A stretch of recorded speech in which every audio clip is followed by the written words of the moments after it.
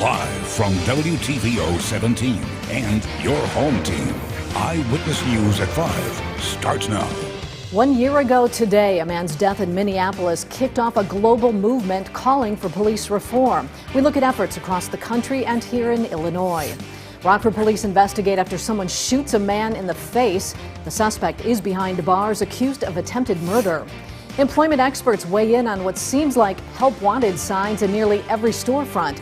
The struggle to find employees creates an extra load on staff who are working. Good evening, I'm Mimi Murphy. Eric Wilson is off tonight. Today, the family of George Floyd met with lawmakers and President Biden to call for police reform on the one-year anniversary of Floyd's death. President Biden initially made today the deadline for Congress to pass a bipartisan solution, but negotiations are still underway. D.C.'s Raquel Martin is keeping you connected to the nation's capital. Say his name. George Floyd. 1 year after his murder sparked global outrage. George Floyd's family took to Capitol Hill and the White House, urging the passage of federal police reform. We just want this George Floyd Policing Act to be passed. Congress failed to meet President Biden's goal to pass comprehensive reforms by the 1 year anniversary. We will get this bill on President Biden's desk. But California Congresswoman Karen Bass, who's part of a small bipartisan group negotiating a compromise solution, says she is not giving up. And what is important is that when it reaches President Biden's desk, that it's a substantive piece of legislation, and that is far more important than a specific date. One of the major issues holding up a deal between Democrats and Republicans remains differences over qualified immunity. The legal doctrine currently protects officers from personal lawsuits. Is there a way to compromise? Yeah, the compromise is to let people sue the police department, but don't interfere with the work of the individual policeman. Iowa Senator Chuck Grassley is one of the many Republicans who say they will not support a plan that leaves police officers personally liable. The president met with the Floyd family in a private meeting Tuesday afternoon, despite missing his goal. White House Press Secretary Jen Psaki says the president still wants Congress to act. There doesn't seem to be a deadline anywhere. As soon as possible, he'd like to sign the bill into law. In Washington, Raquel Martin. In Illinois, the activism over George Floyd's death has renewed efforts for criminal justice reform. Governor Pritzker signed a package of new laws in February. Police officers now face a new certification process, and they'll be required to wear body cameras by 2025. Complaints against officers may now be submitted anonymously. A man is shot in the face after a physical fight ends in gunfire. This happened yesterday afternoon. Police were called to the Fairgrounds Valley housing development on Acorn Street on shots fired reports. Officers found a man with multiple gunshot wounds. He was rushed to the hospital. Investigators say Felix Jackson pulled the trigger after arguing with the victim. Jackson faces attempted murder and several violent weapons charges. No word on the victim's current condition. An Alabama man is charged with an armed robbery that took place at a Rockton gas station. This happened at the BP on Black Hawk Road last July. An employee told police a man held her at gunpoint as she handed over money from the cash register. Multiple agencies searched for the man, but he escaped.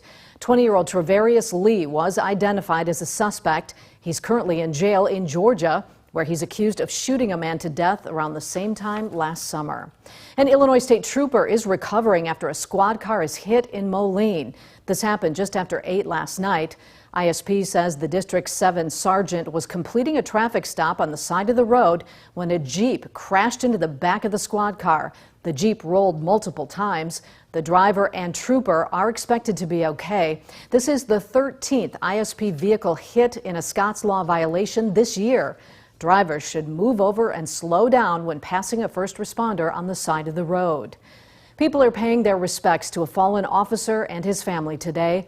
The visitation for Champaign police officer Chris Oberheim has been going on all afternoon. Community members and law enforcement agencies from Arkansas, New York, Dallas, Fort Worth, and even Boston showed up to show their support. Officer Oberheim was shot and killed Wednesday. Officer Jerry Creel was also shot. The 24-year-old suspect died at the scene. The trial for the man accused of killing 20-year-old Iowa college student Molly Tibbetts presses on. The defense team delivered opening statements this morning. The trial began last week, but the defense team chose to delay their opening until later in the trial. Christian Rivera is accused of stabbing Molly Tibbetts to death while she was on a run in July of 2018. Her body was found a month later after police say Rivera confessed to the crime and led them to her remains. Rivera faces life in prison without parole if convicted. It seems like these days, everywhere you look, places are hiring. That's a stark difference from this time last year when stores and restaurants were forced to lay off employees due to COVID. Michelle Rave caught up with an employment expert to find out what's keeping businesses from finding help. Michelle? I spoke with the manager of an employment agency who tells me she's never seen anything like this before, as companies try to offer multiple incentives to recruit new workers.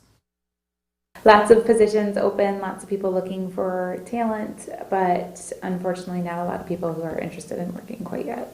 As you drive down any road, you've probably seen the now hiring signs. There's lots of needs. Clients are doing everything they can to bend over backwards to see what they can do to try to bring in talent. Melissa Hagerman is the branch manager at Manpower Employment Agency. She says companies are doing whatever they can to motivate people to apply, even increasing pay from $12 to $15 an hour. Increasing minimum pay or what their bottom pay might be. They are offering bonuses for, be it good attendance. We have different hire-on bonuses that are coming out now that as a person transitions from a temporary employee to a full-time employee for a company, they get another bonus. They're trying. Employers are even easing up on education and other requirements. Background check laws changed a little bit, so that also changes up the candidate pool. And then drug screen requirements are slowly changing and starting to remove THC from drug screens, which that increases the candidate pool. Hagerman says this is affecting every industry. I was at a restaurant downtown Rockford, and it was the same thing where they're like $15 an hour, just come and just need people to help. So I tried speaking with a few restaurants at Edgebrook, but managers told me they were too busy because not having enough staff meant they were filling in. Hagerman says now is the best time to cash in on these added bonuses. If you're debating a job, now is the best time to get a job because it's definitely an applicant's market. They have the options in front of them.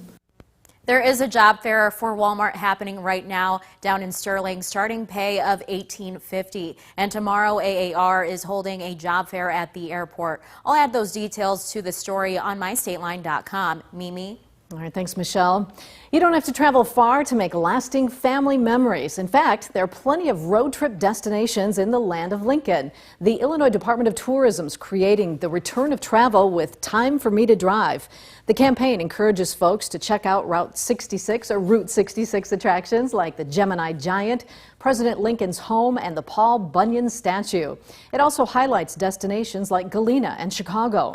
Governor Pritzker says the program will also create tourism jobs throughout the state. Illinois lawmakers are tired of waiting for the NCAA to make changes when it comes to allowing college athletes to profit off their own image. So they're trying to take matters into their own hands. Lawmakers are working on a bill that would allow athletes to earn money off their likeness. The bill's going to the House floor for a vote and could be brought up tomorrow. If the bill is signed into law, the changes would go into effect July 1st of this year. Some say this has been an issue for decades. Yeah, the NCAA has been notorious for saying they're going to do something and not do it. What we have seen over the years, over generations, going back to decades before, years and years before I was a college athlete, so the NCAA has not really come to the forefront to make sure that our student athletes are protected. The bill does restrict athletes from profiting or sponsoring certain products like alcohol or weed, and any agent or representative for an athlete must meet federal requirements to prove they are a legitimate agent. Rockford Public Schools plans to keep kids healthy and nourished over summer break. For the final weeks of school, kids can pick up meal kits at their bus stops through June 4th. Grab-and-go breakfast and lunches are available at 4 school buildings through June 8th. Both options are only offered on Tuesdays and Fridays. Then, when school lets out on June 10th, kids can find meals at a list of schools through the summer. Find that list using the My State Line mobile app. Coming up, a proud mom is honored in Rockford. I have 2 small children, and I feel like their education is so important at this time in the world. The award winner explains what she hopes others will take away from her experience. And if a lack of transportation is the only thing keeping you from getting the COVID vaccine, health leaders in Boone County offer a solution. Details on mobile shot clinics coming up at 6. Temperatures made it back into the 80s for us this afternoon, but have cooled off a bit with some rain and a few thunderstorms moving through.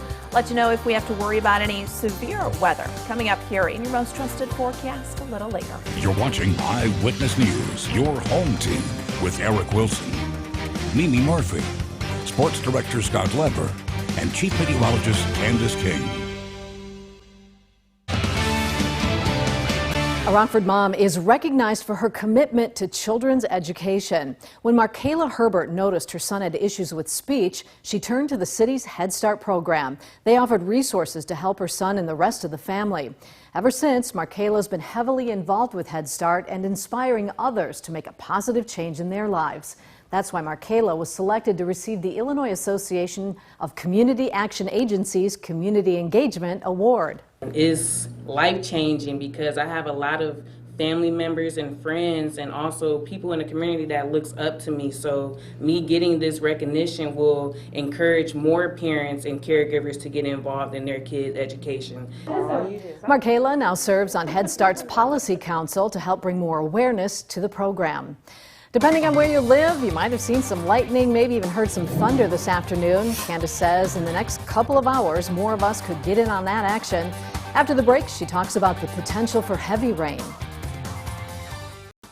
First warned weather forecast with Chief Meteorologist Candice King. Well, it has been another warm and windy afternoon, and that warmth allowing our temperatures to climb back into the mid-80s before cooling off a bit. But with those changes on the horizon, you know we've got to have some thunderstorms with that, and that's exactly what we've had here develop over the last couple of hours. Nothing severe, but some heavy downpours and even some gusty winds outside of that southwesterly wind that's been blowing in here for much of the day today. We've had a few heavy downpours come through across parts of Joe Davies, Stevenson, now moving up into Greene and western Rock County between Broadhead and Monroe. Heavy thunderstorm coming through, and then even right around the Warren area across parts of northeast Joe Davies and northwest Stevenson counties. A lot of this activity as it moves a little bit up to the north, kind of weakening just a bit as it moves into a little more stable air. We also have a few additional showers working in from the south that'll clip parts of Lee County, getting up to Rochelle, and this will work in towards DeKalb County and move mostly to the east here of Rockford.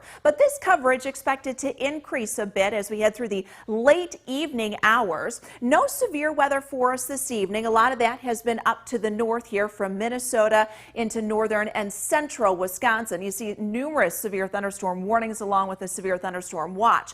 All of that forming along a cold front that'll work through here as we do go through this evening. So let's time that out here as we go through the night tonight. We've got those isolated showers and thunderstorms that'll continue to come down. Biggest impact will be some gusty winds, maybe some small hail, and then those brief heavy downpours. But the anticipation by about 9, 10, 11 o'clock, we'll actually start to see that coverage increase a little as that cold front moves closer to us. So I think our best opportunity to get a little more widespread rain comes in here around midnight, 1, 2 o'clock tomorrow morning. Again, it's heavy rainfall I think will be our biggest concern, but still some gustier winds. Timing of that cold front not necessarily ideal. That front will then pass through as we head through the morning hours. Just before sunrise there might be a lingering shower, but drier air working in will allow us to see more sunshine. Temperatures will be back up near 80, so you don't feel that change just yet, but you will notice it by Thursday, Friday. We bring back that cloud cover. Another system comes in and works mostly to our south. Temperature difference with this one coming in on Thursday as we see those numbers warm to the south. North of that warm front will stay a little bit more on the cool side, but that's also going to bring us a chance for some rain. I think our thunder activity with this next one going to be down a bit, although our southern counties of Whiteside, Lee, and maybe even southern DeKalb County could see some thunder activity towards Thursday evening, and then lingering showers, a chilly rain actually coming up on Friday. Friday's highs could stay in the 50s, but at least the weekend looking fairly comfortable. A live look with a Mercial SkyTrack camera here out at the Park Hills Golf Course in Freeport. Looking to the north, you can see those thunderstorms to the north. Some of the guys out here earlier this evening had to kind of take cover as some of the rain was coming in. We'll continue to see those additional isolated showers and thunderstorms through this evening. Again, increasing a little more as we get further into the evening. Up to 80 degrees for tomorrow, down to 51 tomorrow night,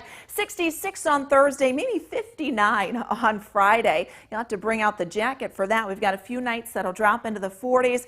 Memorial Day weekend, though, looking pretty nice with temperatures back in the 70s. It does look nice. All right, thanks, Candice. Scott's in next to talk sports. He reacts to Aaron Rodgers' latest comments about why Rodgers doesn't want to return to the Packers.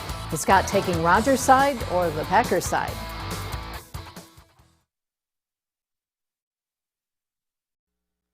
Now, the Napleton Sports Desk with Sports Director Scott Leber. Aaron Rodgers has added some clarity over his frustration about not wanting to return to the Packers. He shared his feelings last night on ESPN SportsCenter. Basically, Rodgers says he doesn't have a problem with Jordan Love or the city of Green Bay or the fans or his teammates. He has a problem with the philosophy of management. Says management is forgetting that it's the people who make things go. It's about character and culture and doing things the right way. He says the foundation of the organization is the people, and that's built brick by brick. I agree with all those things, people, character, culture. But I think the Packers have done a good job of putting those things in place. Rodgers sees things differently because he feels he hasn't been allowed more input into management's decisions. Brian Gutekunst and Mark Murphy probably have erred there by not at least bouncing things off of Rodgers more and seeking input from him. But again, I've got to say, I think the Packers are a well-run organization, and perhaps Gutekunst and Murphy saw Jordan Love as one of those bricks that would be a key piece of the foundation for years to come, and they just couldn't pass him up. It is true the Packers haven't used first-round draft picks on offensive weapons to help Rodgers. But it's not like they haven't done a lot of other things to prop up the offense, like making Rodgers the highest-paid quarterback in the league when he signed his current deal. They made David Bakhtiari the highest-paid tackle in the league to keep him around. They just shelled out a bunch of money to keep Aaron Jones from leaving in free agency. They did give Rodgers perhaps the best receiver in the NFL in Davante Adams. And they uncovered a pretty good tight end in Robert Tonyan. And there's more. It's hard for me to side with Rodgers in this dispute other than to repeat that management probably should have done a better job of seeking out his opinion on things and making him feel more a part of the process than just treating him like another player. That's my take. We'll be right back.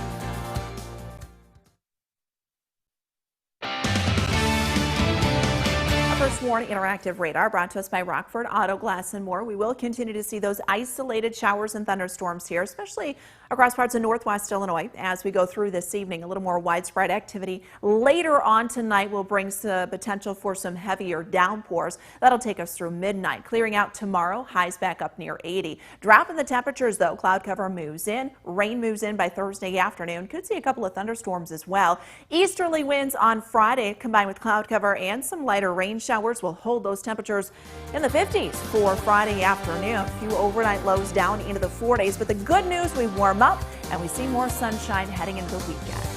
Perfect timing. All right, thanks, Candice, and thanks so much for watching. We'll see you again at 6.